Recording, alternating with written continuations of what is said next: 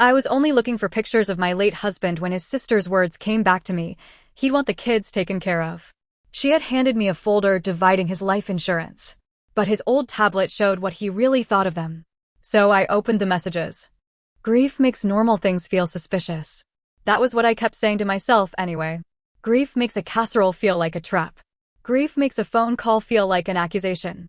Grief makes you stand in the middle of your kitchen holding 2 coffee mugs because your body still remembers being married even when your life doesn't. Lucas had been gone for 2 months when his sister came over with that folder. I still had his jacket hanging by the door. His keys were in the little ceramic bowl beside mine. His side of the closet still smelled faintly like his laundry detergent, and I had this stupid habit of opening the door just enough to breathe it in before shutting it fast, like I was doing something embarrassing. People kept telling me I was doing well. I hated that phrase. I was not doing well. I was showering. I was answering texts when I had enough energy. I was signing forms and paying bills and trying not to fall apart in public places. That is not the same thing as doing well. The afternoon Rebecca came over, I almost didn't answer the door. I saw her through the front window, balancing a covered dish in one hand and that folder tucked under her arm. She gave me this tiny sad smile, the kind people give widows when they want to look gentle before asking for something. I opened the door anyway because she was Lucas's sister, and because I was still trying so hard to be decent. She hugged me too tight. Her perfume got stuck in my throat. I made pasta, she said. I know you probably haven't been eating. That was true, but I hated that she was right. I let her in. She walked into my kitchen and looked around like the house belonged partly to her now because her brother's memory was in it. Her eyes landed on the photo of Lucas on the fridge, the one from last summer where he was holding a paper plate at a barbecue and making a face because someone had burned the hot dogs. She touched the corner of the photo. I still can't believe it, she whispered. I said, me neither. For a few minutes, it was normal. Or as normal as anything could be. She put the pasta in the fridge. I offered coffee. She said yes, then didn't drink it. We sat at the kitchen table, and for the first time since the funeral, I thought maybe she had come over just to grieve with me. Then she placed the folder between us. I've been thinking a lot about what my brother would have wanted, she said. My stomach tightened, but I told myself not to be unfair. Everyone was hurting. Everyone was trying to make meaning out of something that didn't have any. So I said, yeah, I think about that too. Rebecca nodded slowly, like she had rehearsed this. The kids are devastated, she said. You know how much they loved him. By the kids, she meant Lucas's nieces and nephews. Lily, Ruby, Owen, Chloe, and Finn. 5 kids total. 3 were Rebecca's. 2 were Nathan's, Lucas's brother. And she wasn't wrong. They did love him. Lucas had been the fun uncle, the patient uncle, the uncle who showed up even when he was tired. He helped Lily practice driving in empty parking lots. He let Ruby beat him at card games and acted shocked every time. He once spent an entire Saturday helping Owen build a school project that looked nothing like what it was supposed to be, but Lucas clapped him on the back and said, "That's how inventions start." He remembered Chloe's favorite candy and kept extra in our pantry. He let Finn sit beside him during family dinners because Finn was shy and Lucas never made him feel weird about it. He loved those kids deeply. But there is a difference between love and ownership. Rebecca opened the folder and pushed it toward me. At first, I didn't understand what I was looking at. There were names written in neat columns. Ages beside them. Notes about college. Notes about activities. Notes about cars, tutoring, camp fees, future expenses. Each child had a suggested amount beside their name. Not a small amount. Not a symbolic amount. A real amount. A life-changing amount. Then I saw the last line at the bottom of the page. You would still have enough left for yourself. I read it twice because I thought maybe I misunderstood. Then I looked up at her. What is this? I asked. Rebecca folded her hands on the table. It's just an idea. It looks like a budget. It's a plan, she said softly. For the kids. To honor Lucas. I stared at the paper again. My husband's life insurance had been divided like a pie. His sister had sat somewhere, probably at her own kitchen table, and turned the money I received because my husband died into columns and numbers. I said, Rebecca, I'm not sure I can talk about this right now. She leaned forward. I know it's soon. It's very soon. But that's why I wanted to come before everything gets mixed up, she said. Before people start making assumptions. I almost laughed because she was sitting there with a folder full of assumptions. She kept going. Lucas loved them like they were his own. I said, I know he loved them. Then you know he would want them taken care of. That sentence did something to me. It didn't make me angry at first. It made me tired. So tired I could barely keep my head up. I wanted to say, who is taking care of me? But I didn't. I just sat there with my hands wrapped around a mug of coffee I hadn't touched, staring at a woman who had known me for years and somehow couldn't see that I was barely standing. Lucas and I didn't have children. Not because we didn't want them. We did. For a while, we wanted them so badly that every family gathering felt like walking through glass. There were appointments, tests, hopeful months, awkward conversations, nights when I cried in the bathroom because I didn't want Lucas to see how disappointed I was again. Eventually, we stopped talking about trying because talking about it made us both quiet for the rest of the day. His family never said anything openly cruel. Not exactly. It was always wrapped in jokes. At least you two can sleep in. At least vacations are cheaper. You can always spoil the nieces and nephews. That last one became a kind of family motto. Like our grief had created extra money for everyone else. Lucas usually laughed it off. I smiled because I didn't want to be the bitter one. But every time someone said it, I saw something flicker behind his face. A small tightening. A small withdrawal. I remembered that while Rebecca sat across from me, explaining that the children needed stability, that Lucas had always been generous, that the money could make a real difference. The money. She never called it what it was. She didn't say widow's benefit. She didn't say safety net. She didn't say the only reason I might be able to keep the house long enough to decide whether staying there would save me or destroy me. She said the money. I finally closed the folder. I need time, I said. Rebecca's face changed, just a little. The softness thinned. Of course, she said. I'm not pressuring you. But she was. The whole folder was pressure. She hugged me before she left and told me she loved me. I stood in the doorway and watched her drive away, then went back to the kitchen and opened the folder again because some part of me couldn't believe it was real. It was real. I put it in a drawer under the tablecloths and didn't tell anyone for the rest of the day. The next morning, Nathan called. I knew before I answered that Rebecca had spoken to him. He didn't start with hello. He started with, I hear there's some tension about the kids. I closed my eyes. There's not tension, I said. There's just a conversation I'm not ready to have. He sighed like I was being difficult. Nobody's trying to take anything from you. That's exactly what it feels like. They're his nieces and nephews. I know who they are, Nathan. And he loved them. That phrase again. Like a key they kept trying in the same lock. I said, Lucas loving them doesn't mean I can just hand over a huge part of the life insurance. Nathan got quiet, then said, you have more than they do. It was such a simple sentence, and maybe that's why it hurt. Because there was no room in it for the funeral bill. No room for the mortgage. No room for the unpaid leave I had taken because I couldn't walk into work and act normal while my husband's toothbrush was still beside the sink. No room for the fact that I was one person now, paying for a life built by two. You don't know what I have, I said. He said, I know what Lucas had. That was the first time I hung up on him. I stared at the phone after, shaking so hard I had to sit down. Then his mother called. Diana didn't yell. That almost made it worse. She cried. She told me she couldn't sleep. She told me she kept thinking about Lucas as a little boy. She told me he had always shared everything, even his Halloween candy, even his Christmas money, even his time. She said, he would be disappointed if he saw the family divided like this. I wanted to scream that I didn't divide the family. I didn't show up at someone's house with a folder 2 months after a funeral. But Diana was his mother. She had lost her son. So I swallowed it. I haven't said no to helping, I told her. I just said I need time. Time won't change what's right, she said. After that, the calls kept coming in little waves. A cousin I barely talked to sent me a message saying everyone was worried grief was making me selfish. Another relative posted something vague online about how death reveals people's true hearts. I knew it was about me because Rebecca liked it within 5 minutes. Then Lily messaged me.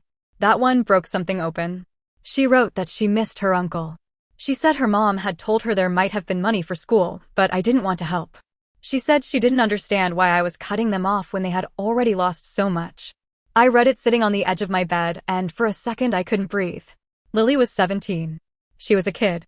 She was grieving too. But someone had given her enough information to make her feel rejected by me, and I knew exactly who it was. I typed 3 different replies and deleted all of them. The first one was too angry. The second one sounded like I was defending myself to a teenager. The third one said too much. In the end, I wrote, "I love you, and I'm sorry you're hurting. This is an adult conversation, and I don't want you put in the middle of it." She didn't answer.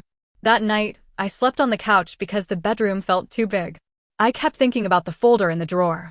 I kept thinking about the sentence at the bottom. You would still have enough left for yourself. Enough for myself. What did that even mean? Enough to pay the mortgage for a while? Enough to replace the car when it finally died? Enough to survive if I lost my job because I kept crying in bathroom stalls? Enough to buy groceries for one and pretend I didn't still reach for Lucas's favorite cereal out of habit? People act like life insurance is a prize. Like it arrives with confetti. It arrived because my husband was dead. That is the whole story of it. And they all seem to forget that. Or maybe they remembered and decided it didn't matter as much as what they wanted. For weeks, I tried to stay calm. I avoided calls. I answered texts with careful, boring sentences. I told myself no decision made in grief would be clean. I paid bills. I went through papers. I found his handwriting on sticky notes and lost whole afternoons. Then Oliver, Lucas's close friend, asked if I could send him some photos. He wanted to make a video for a small memorial gathering Lucas's friends were planning. Nothing big. Just people telling stories, sharing pictures, doing something that felt less formal than the funeral. I said yes because Lucas would have loved that. That was how I ended up on the living room floor with boxes around me, going through old devices. I found the tablet in a drawer under tangled chargers and an old case with a crack down the back. Lucas had used it when his phone storage was full. He took terrible photos on it, mostly blurry pictures of our dog, screenshots of recipes he never cooked, and random videos where the camera pointed at the floor while he laughed at something. The battery was dead. I plugged it in. While it charged, I looked through a shoebox of printed photos. There was one of Lucas wearing a paper crown at Christmas. One of him asleep on the couch with Finn curled beside him. One of him and Lily standing beside an old car while he gave a thumbs up like she had just won a race instead of slowly reversing between two cones. I cried over that one. Not because of Lily. Because Lucas looked alive in it. Annoyingly alive. So alive I half expected him to walk in and say, "Please don't use that picture, my hair looks criminal." When the tablet finally turned on, I entered the passcode. It was still the same one he used for everything. Our anniversary. That almost took me out. The home screen appeared, cluttered and familiar. I opened the photo app first. I found pictures I had forgotten existed. Lucas holding a burnt pancake. Lucas pretending to be offended by a birthday card. Lucas's hand in mine on a hospital chair during one of my appointments years ago, his thumb pressed over my knuckles like he was trying to hold me together. Then a message notification popped up. It was old. Months old, from before he died. Rebecca's name. I stared at it for a long time. I know people will judge me for this part. Maybe I deserve it. But when you've spent weeks being told what a dead person would have wanted, and suddenly you have his actual words in front of you, it feels impossible not to look. So I opened the messages. The first thing I saw was Rebecca asking for money. Not a huge surprise. She had asked before. Sometimes it was dance fees for Ruby. Sometimes camp for Owen. Sometimes something Lily needed for school. Lucas usually helped when he could. But this conversation was different. Rebecca had sent a long message about Owen needing money for an activity, and Lucas had replied, "I can't keep doing this every time something comes up." I froze. Rebecca wrote back that she wasn't asking for herself, she was asking for the kids. Lucas said, "I know. But Jocelyn and I have our own bills. We're not their third parent." I read that sentence 3 times. We're not their third parent. My hand went in my mouth. There it was. Not my bitterness. Not my imagination. Not grief twisting things around. Lucas had felt it too. Rebecca replied that he had changed. She said he used to care more. She said maybe I didn't understand because we didn't have kids. That line made my vision blur. Lucas answered, "Do not put that on her." I had to set the tablet down. It was one thing to know he loved me. It was another thing to find him defending me in a conversation I never knew happened. After a minute, I picked it up again. Lucas had written, "We wanted kids. You know that. Please stop acting like not having them means we have extra money and no responsibilities." Rebecca responded with a paragraph about how hard things were for her, how family was supposed to help, how the kids looked up to him. Then Lucas wrote, "I love them. I will always love them. But I'm tired of being treated like a backup account." I started crying so hard the screen went blurry. Because that was the exact feeling I had been trying to explain to myself for weeks. Backup account. That was what we had become. The childless couple with extra. The aunt and uncle who were expected to cover whatever other people couldn't or wouldn't. The last message from Lucas in that thread said, "I don't want to fight. But this can't keep happening." That was Lucas. He hated fights. He would rather carry something quietly until it crushed him than risk disappointing someone he loved. It was one of the things I adored about him, and one of the things that drove me crazy. And now everyone was using that same softness as proof that he would have wanted me to empty my safety net for them. I sat there until the tablet dimmed. Then I screenshotted everything. I hated myself a little for doing it, but I did it anyway. For 3 days, I told no one. I walked around with those messages in my phone like a secret weapon I hoped I wouldn't have to use. Every time Rebecca texted me something like, "Have you thought any more about honoring my brother properly?" my thumb hovered over the screenshots. Every time Nathan said, "Lucas would have done the right thing," I wanted to send one line. "We're not their third parent." Every time Diana said she didn't recognize the woman I had become, I wanted to ask if she had recognized the tired man her son had become before he died. But I didn't. Not because I was noble. I wish I could say that. I didn't because those messages were Lucas's private frustration. He hadn't sent them to me. He hadn't asked me to use them. And the idea of turning his words into ammunition after he was gone made my stomach hurt. So I did the only thing I could think of. I made an appointment with a financial consultant. His name was George, and he was calm in a way that made me almost angry at first. He had a quiet office, a box of tissues on the desk, and a way of speaking that didn't make me feel stupid for not understanding everything. I brought the folder Rebecca gave me. I brought bills. I brought insurance papers. I brought a notebook full of questions that probably looked frantic because I had written them at 2 in the morning. George went through everything slowly. He didn't gasp at the numbers. He didn't call anyone greedy. He didn't tell me what Lucas would have wanted, which immediately made him my favorite person that week. He asked what I needed the money to do. I didn't know how to answer at first. Finally, I said I needed to keep me from making panic decisions. He nodded. That's a real answer. I told him I didn't know if I could stay in the house. I didn't know if selling it would feel like losing Lucas again or if staying would keep me frozen forever. I told him I didn't know how much time I could take off if grief hit me again. I told him everyone seemed to think I was suddenly secure, but I had never felt more unsafe. George said, "Then the first priority is stability." That word made me cry. Stability. Not greed. Not selfishness. Not hoarding. Stability. We made a plan. I would keep enough accessible for emergencies. I would not make a decision about the house for at least a year. I would pay down certain bills that had been sitting like rocks on my chest. I would put part of the insurance into something safer, so I couldn't be guilted into handing it away piece by piece. Then I told him about the kids. I told him I wanted to help them, but not the way Rebecca demanded. I wanted something controlled. Something that couldn't be twisted into cash for their parents. Something that would actually go toward their futures. George helped me understand my options. He also told me to get proper paperwork reviewed before I committed to anything permanent, which I did. In the end, I decided to set aside a smaller amount for each child's education. Not enough to pay for everything. Not enough to make Rebecca happy. But enough that if Lily, Ruby, Owen, Chloe, or Finn ever used it, they would know Lucas loved them. That was what I could live with. Not the folder. Not the guilt. That? I asked Rebecca, Nathan, and Diana to come over the following Sunday. I almost canceled 3 times. That morning, I cleaned the kitchen like Lucas might come home and judge the crumbs under the toaster. I put the folder Rebecca had given me on the table. Beside it, I put my own paperwork. Not the screenshots. Those stayed in my phone. Rebecca arrived first. She looked hopeful, which made me feel worse. Nathan came next, already tense. Diana came in with swollen eyes and kissed my cheek without looking at me. We sat around the same table where Rebecca had first slid that folder toward me. Nobody touched the coffee. I started before anyone else could. "I've made a decision," I said. Rebecca straightened. I told them I was setting aside money for the kids' education. I explained that it would be controlled, not handed directly to any parent. I said it was not the amount Rebecca had suggested, but it was meaningful, and it was what I could manage while still protecting myself. For about 5 seconds, nobody spoke. Then Rebecca said, "That's it." The words came out flat and cold. I said, "That's what I'm offering." She pushed her chair back slightly. "You're acting like this is charity." "It is support," I said. "For the kids."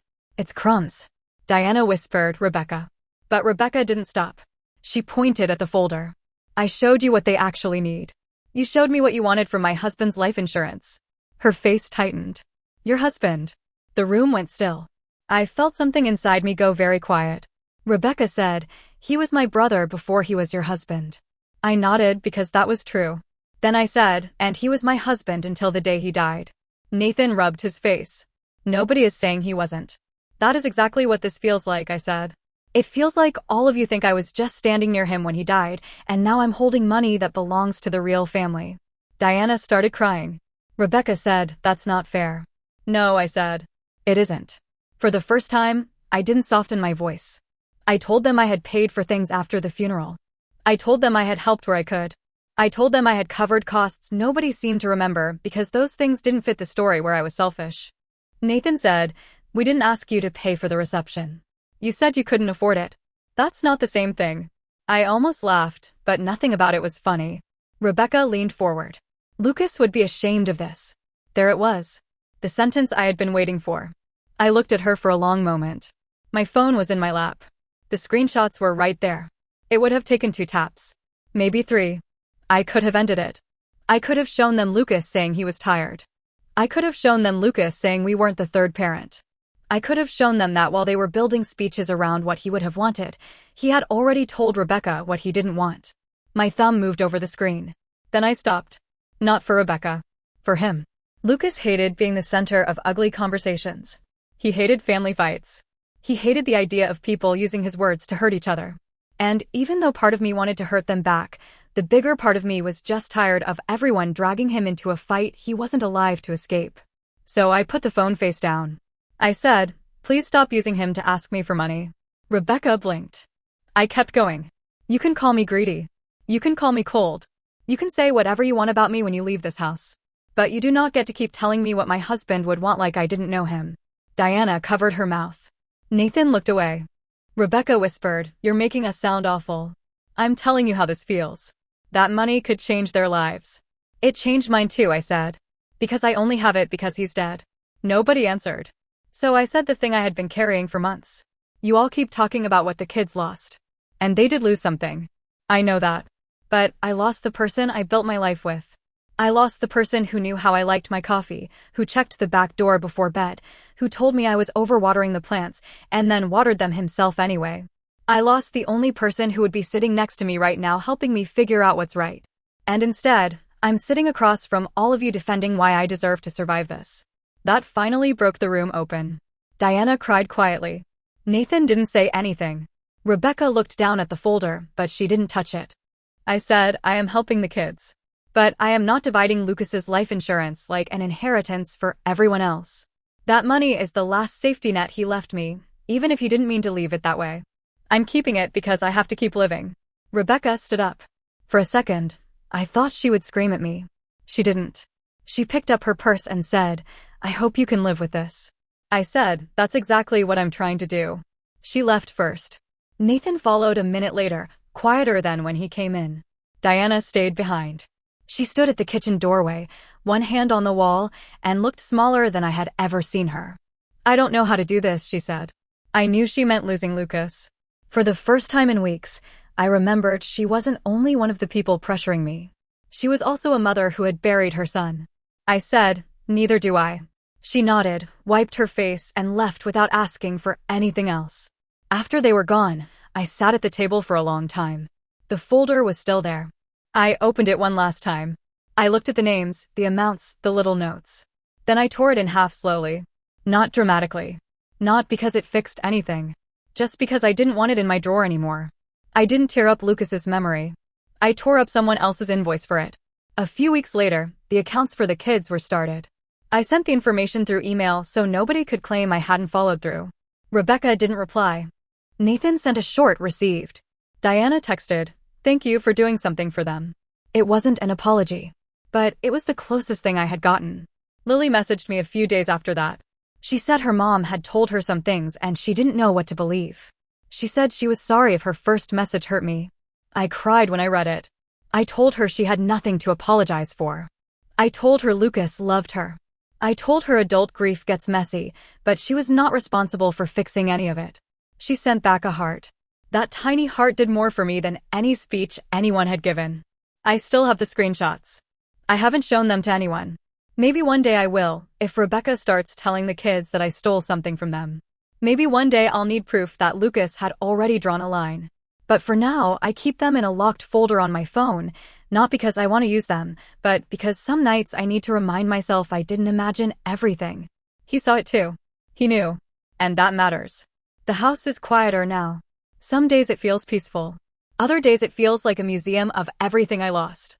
I still haven't cleaned out his closet. I moved his shoes from the back door to the bedroom, and that was all I could manage. Maybe next month I'll do more. Maybe I won't. I still miss the stupid things. The way Lucas always bought the expensive ice cream and then complained about grocery prices. The way he left cabinet doors open like he was trying to haunt me before he was even gone. The way he said, "Come here," when I was upset, like those 2 words could put the world back together. Now there is no one here to ask if I'm doing the right thing. So I made the decision I can sleep with. I protected myself. I helped the kids in a way that actually helps them. I refuse to let grief turn me into an open wallet. And I refuse to let people rewrite my husband into a man who would leave me unsafe just to make everyone else comfortable. Maybe that makes me selfish. Maybe it makes me practical.